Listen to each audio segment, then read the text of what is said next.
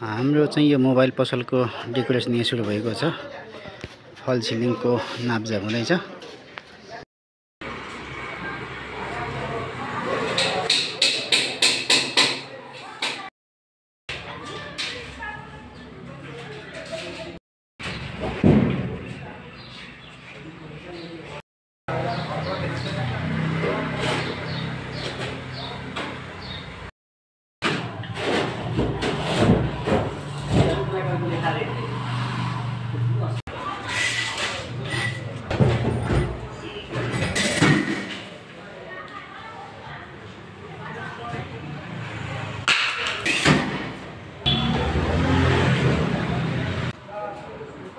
यो र्याकहरु यहाँ तयार हुँदैछन्। यो चाहिँ पुरै यहाँ चाहिँ सिसाको सेल्फ र सिसाको ढोका सबैमा हुनेछ भने बत्ती पनि जडान गरिनेछ। सबैमा च्यानल राखेर फुल मोडुलर यो मोबाइल पसलको लागि हामीले तयार गरेका छौँ। यता पनि छ सबैमा सब क्लोजिङ हिन्जेस राखेर च्यानल राखेर बनाएको यो र्याकहरु यहाँ रेडी छ। यो काउन्टर चाहिँ यसमाथि भने सिसाको बक्स हुन्छ। यता भने रिपेयरिङ टेबल माथि बसेर मोबाइल रिपेयर गर्नको लागि रिपेयरिङ टेबल भयो। यहाँ पनि सब क्लोजिङ च्यानल राखेर सब क्लोजिङ हिन्जेस राखेर हामीले यो तयार गरेका छौँ। यसमा चाहिँ कामहरु बाँकी छ। यसमा सबैमा सिसाको ढोका बत्ती र सिसाको सेल्फ हुनेछ भने यसको माथि पनि कम्पनीको बोर्डको लागि स्पेस रहनेछ, जहाँ चाहिँ आइफोन, ओप्पो, भिभो, स्यामसङ भनेर लेखेका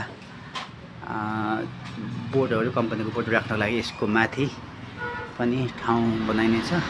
यद्यपि यो कारखानाको हाइट अलरेडी नपुगेको हुनाले यो माथिको बोर्ड चाहिँ हामीले कस्टमरको पसलमै गएर बनाइदिन्छौँ। र यो चाहिँ टोटली मुभेबल हो। यसलाई सबै डिसमेन्टल गरेर टुक्रा टुक्रा गरेर मुभ गर्न मिल्छ। एक ठाउँमा भएको मोबाइल पसल अर्को ठाउँमा सार्दाखेरि पनि यो एकदमै उपयुक्त हुन्छ।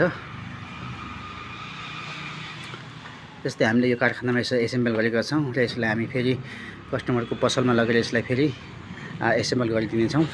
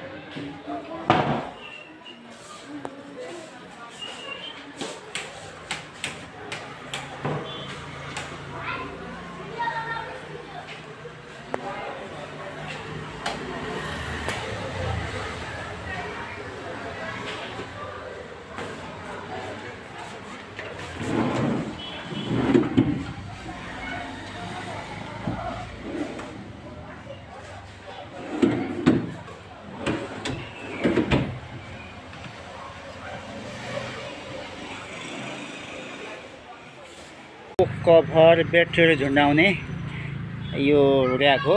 यहाँ चाहिँ मोबाइलको कभरहरू ब्याट्रीहरू झुन्डाउनको लागि यो चाहिँ विशेष गरी मोबाइल पछिको दायाँ बायाँमा राख्नु बिचमा राख्नको लागि डिजाइन गरिएको गाइस। यहाँ चाहिँ ब्याट्रीहरू अनि एक साइडमा कभर, एक साइडमा कभर एक साइडमा ब्याट्री झुन्डाउनको लागि डिजाइन गरेको गाइस।